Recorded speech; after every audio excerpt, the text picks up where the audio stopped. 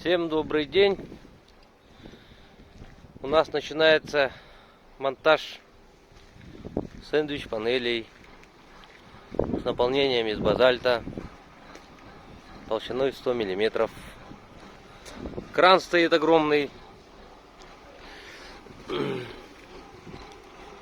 Вот. Ну, думаю, дня за 4 полностью стены закроем. Кровлю пока не будем закрывать, так как мы будем через кран закидывать оборудование.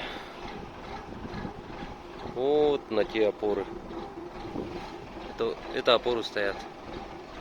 Очень много стоек. Это вот опоры под наши трубы.